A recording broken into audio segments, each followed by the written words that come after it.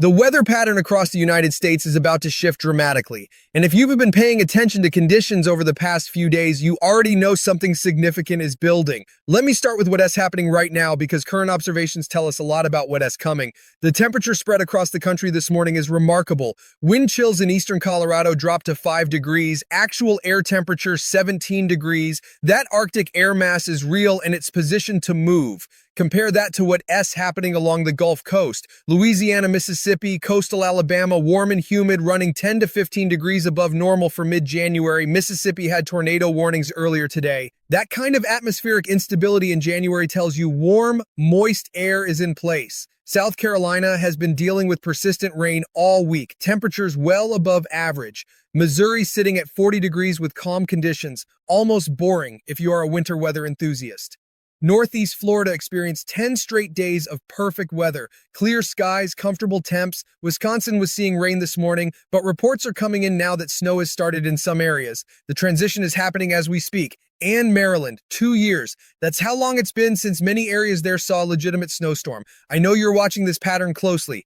Here's what all these diverse conditions have in common. They about to change, some dramatically, some moderately, but change is coming for everyone east of the Rockies. The meteorological setup driving this change involves a textbook blocking pattern. High pressure building along the west coast is going to act like a wall. It forces the jet stream to buckle southward in a deep trough over the central and eastern United States. This isn't a quick hitting system. This is a pattern change that persists for at least 7 to 10 days. When high pressure locks in over the west coast and the jet stream digs deep over the east, you get two things: cold air transport from Canada southward, and repeated opportunities for storm systems to develop along the temperature boundary. That is exactly what we are looking at. The evolution starts Tuesday and Wednesday. The jet stream dip intensifies. By Wednesday, it stretches from the northern plains all the way down to the Gulf Coast. Arctic air spills out of Canada, not just into the northern tier states. This goes deep. Texas sees it. Louisiana sees it. By late week, even Florida deals with near freezing temperatures.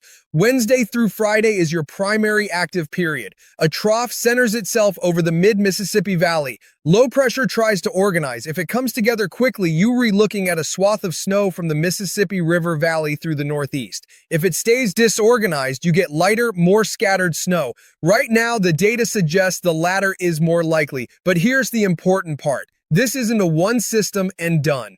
Friday into the weekend brings another push of cold air. This second wave is actually stronger than the first, particularly for the plains, Midwest, and Ohio Valley. So even if the first system disappoints on snow totals, you've got another chance coming right behind it. Let me break down temperatures first because that is really the headline story here. We're currently above average across most of the northern United States. Below average from Texas eastward, but not severely. Tuesday and Wednesday represent the last gasp of mild air. Enjoy it.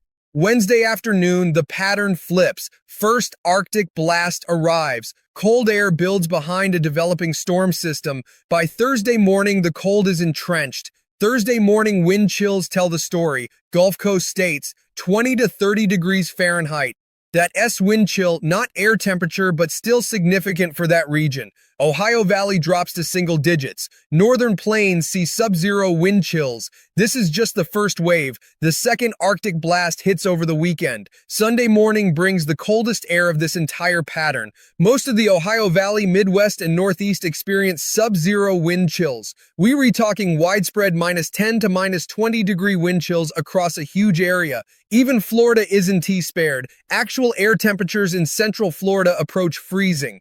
Orlando near 32 degrees. That's unusual but not unprecedented. The northern plains and upper Midwest see the most extreme cold. Sunday morning wind chills 20 to 30 degrees below zero in some locations. This is the kind of cold that's dangerous with any exposure.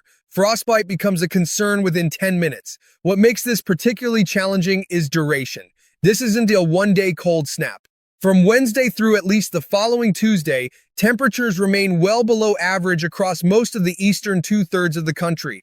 That sustained cold has impacts. Frozen pipes, increased heating demands, stress on power grids, dangerous conditions for anyone without adequate shelter. Now let's get into snow.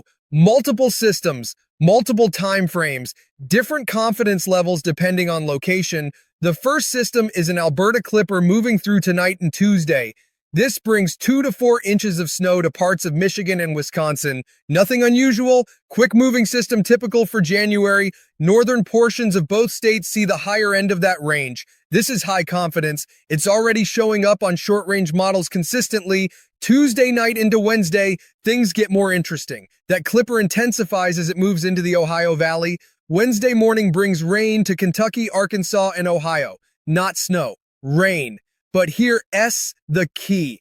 If Gulf moisture increases and cold air wraps in fast enough Wednesday night into Thursday, a storm tries to organize over the mid-Atlantic. That is your potential snow producer for a much larger area. The challenge with this system is organization. Current model guidance shows it remaining broad and somewhat disorganized. That typically means lighter snow totals over a wide area rather than heavy snow in a focused region. If it organizes faster than forecast, snow totals increase. If it stays strung out, totals stay light. Thursday, assuming the system develops as currently modeled, you are looking at snow from the Ohio Valley through the Northeast. Interior sections do better than coastal areas. Western Pennsylvania, western New York, interior New England. Those areas could see 4 to 8 inches. Maybe more in favorable lake enhancement zones. The I-95 corridor from Washington to Boston has lower snow potential with this system. Temperatures along the coast stay marginal. You might see an inch or two before a changeover to rain. Not enough to cause major issues, but enough to create slick conditions during the transition. This is moderate confidence, could still shift either warmer or colder depending on storm track. Wednesday also sets up a significant lake effect event for northwestern Indiana. Northerly winds, long fetch across Lake Michigan. That's the recipe for heavy lake effect snow. Areas just west of Fort Wayne near Michigan City could see 6 to 12 inches from lake effect alone. This is independent of the main system. High confidence on this as the wind direction and temperature setup are favorable. Now the question everyone in the South is asking, will we see snow? Here is the honest answer. Low probability, but not zero. The Tennessee Valley, particularly eastern Tennessee and eastern Kentucky, has the best shot. That's where cold air will be deepest and moisture could wrap around. Maybe an inch or two in those areas Thursday or Friday. Chattanooga, Knoxville, areas in the Appalachian foothills. That's possible. Further south, Georgia, Alabama, Mississippi, the probability drops significantly. I've seen ensemble model runs. The GFS has 30 ensemble members. 1 or 2 show measurable snow reaching northern Georgia or Alabama. That's less than 10% of the ensemble members. The European model has 50 members. 3 to 5 show snow in the deep south. That is still only 10%. Can it happen? Yes. Is it likely? No. Don T plan around it. Don T make decisions based on it. But be aware it's in the realm of possibility if everything comes together perfectly with timing and moisture. What is high confidence for the South is the cold. Thursday morning, freezing temperatures push deep into Mississippi and Alabama. Friday morning, they reach the Gulf Coast. That's locked in across virtually all model guidance. Friday and Saturday bring the second wave. More snow potential for the Midwest and Ohio Valley. This one could actually be more significant than Thursday's system for some areas. The GFS model shows light to moderate snow from Iowa through Ohio, Friday night into Saturday. This is still 4 to 5 days out, so details remain uncertain, but the pattern supports it. Saturday and Sunday, that second Arctic blast really takes hold. This is when the most dangerous cold arrives. It's also when another round of snow becomes possible along the East Coast. But we're talking 6 to 7 days out now. Pattern looks favorable, can give you specifics yet. Total snowfall over the next 7 days varies dramatically by location. This is where I need to be very specific about regions. Midwest and Great Lakes. Widespread 2 to 7 inches over the next week from multiple systems. Some areas in northern Minnesota and Wisconsin could see 7 to 12 inches. Upper Michigan, potentially 1 to 2 feet, especially in lake effect bands. This is high confidence. Ohio Valley, 3 to 6 inches widespread, higher amounts in favored locations. This is moderate to high confidence. Interior Northeast, 4 to 8 inches, possibly more in higher elevations of the Appalachians and interior New England. High confidence for interior areas, low confidence for coastal areas, mid-Atlantic coast, 1 to 3 inches at most, possibly less, possibly just rain. This is low to moderate confidence. Storm track makes all the difference. Southeast, less than 1 inch for most areas, maybe 1 to 2 inches in the Tennessee Valley, particularly eastern portions. This is low confidence. Small shifts in the system change everything. The probability maps support this breakdown. Between now and January 20th, the Midwest, Ohio Valley, and interior Northeast show 80 to 90% probability of at least 1 inch of snow. That's very high. The Mid-Atlantic coast shows 40 to 60%, much more uncertain. The Southeast shows 10 to 20% for northern portions, near zero for the Gulf Coast. Let me talk about what I am not seeing in the forecast. I am not seeing a major nor easter for the East Coast. The pattern doesn't support it. Energy stays too far inland. Coastal low pressure development looks weak. If you in Boston, New York, Philadelphia, or Washington expecting a classic coastal snowstorm, this isn't it. Could we get one later in January? Possibly. The pattern entering the last week of January looks more favorable for coastal development, but this week's systems aren't set up that way. I am also not seeing a historic snow event anywhere. Some forecasts out there are using dramatic language. Phrases like catastrophic winter weather, that's not supported by the data. This is active winter weather. Multiple systems, sustained cold, but nothing approaching historic levels. Many of you lived through the blizzard of '93. This is nothing like that. That storm produced 30 inches of snow in some areas, 15 below zero temperatures, and impacted the entire eastern seaboard. This is not that magnitude of event. You've also been through the '78 blizzard if you're old enough. 3 feet of snow, 20 below zero for days. Again, current forecasts show nothing approaching that severity. This is winter. This is what January looks like in the northern United States. It's been mild for several years. That made us forget what normal winter weather feels like. This is closer to normal. Now let us address preparation, and I am going to tailor this by region because needs vary significantly. Upper Midwest, cold, snow, but dawn to get complacent. Wind chills Sunday morning could reach -30 in some locations. That is dangerous cold even for Minnesota and North Dakota. Check your vehicle emergency supplies. Make sure you have blankets, flashlight with fresh batteries, water, and non-perishable food in your car. If you get stranded, those supplies become critical. Keep your gas tank above half full. Prevents fuel line freezing and ensures you can run your vehicle for heat. For snow removal, multiple systems mean multiple events. Don't exhaust yourself clearing snow from every system as it comes through. Pace yourself. If you can wait until Friday evening when the first round of systems has moved through, you will save effort. Midwest and Ohio Valley. This is significant winter weather, but manageable with preparation. Primary concern is the sustained cold. Thursday through the following week, temperatures stay well below freezing. Whatever snow falls early in the week will stick around. Black ice becomes a hazard. Bridges and overpasses freeze first. Give yourself extra time for commutes. Pay attention to wind chills. Exposed skin freezes quickly with wind chills below -10. Cover all exposed skin if you must be outside. Multiple thin layers work better than one heavy coat. Trap air between the layers for insulation. Northeast. Interior areas prepare for accumulating snow. Coastal areas prepare for cold and possibly light snow or mixed precipitation. The dividing line between significant snow and rain runs roughly along I-95. West of that corridor, expect more snow. East of it, temperatures stay marginal. If you are coastal and hoping for snow, I understand the disappointment. This pattern isn't favorable for you. The snow stays inland. Interior New England, you are in good shape for accumulation. Now the South. This cold is unusual for your region. Most people in Florida, Louisiana, southern Mississippi don't own heavy winter coats. You don't need them most years, but this week you do. If you don't have a heavy coat, layer.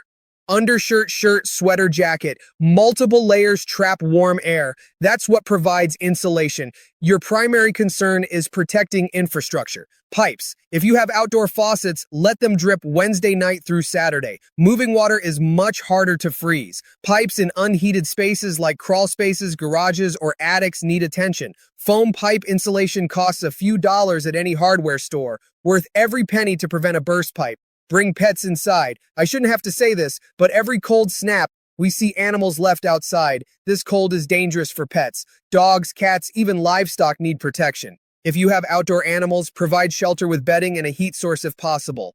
Check on elderly neighbors and family members. Older adults are more vulnerable to cold. Make sure their heat is working. Make sure they were not keeping the thermostat too low, trying to save on heating bills.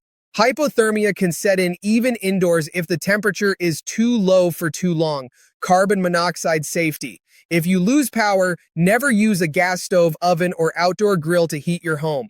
Carbon monoxide is odorless and deadly. Every year people die from this. Have working carbon monoxide detectors. Have flashlights, not just candles. Gulf Coast, you've been on a temperature roller coaster lately. 70 degrees one day, 40 degrees the next, then back up. People have been sick for weeks. Sinus infections, migraines, respiratory issues. That constant fluctuation is hard on the body. Wednesday, that pattern ends. Sustained cold moves in. Your body might actually adjust better to consistent cold than the back and forth you've been experiencing. For drivers everywhere, cold affects your vehicle.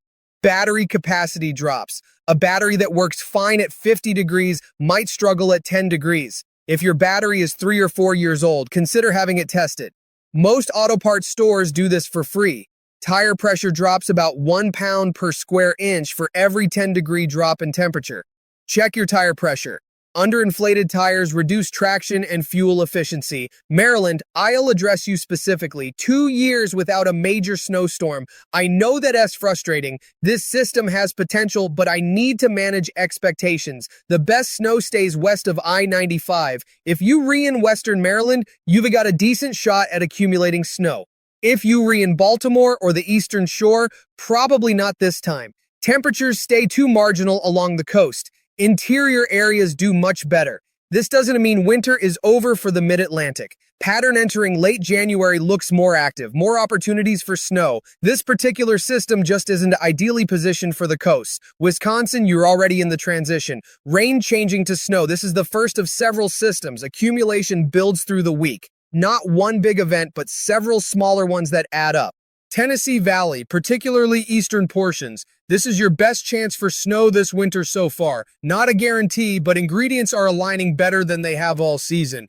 Eastern Tennessee, Eastern Kentucky, Western North Carolina. Watch Wednesday night through Friday. Let me give you confidence levels clearly. This helps you understand what to trust and what to remain skeptical about.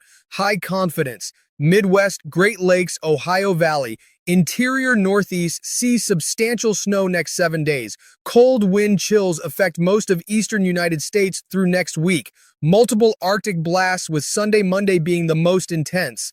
Moderate confidence. Tennessee Valley, particularly eastern sections, sees light to moderate snow Thursday or Friday. I-95 corridor sees minimal snow, mostly rain or mixed precipitation. Second system.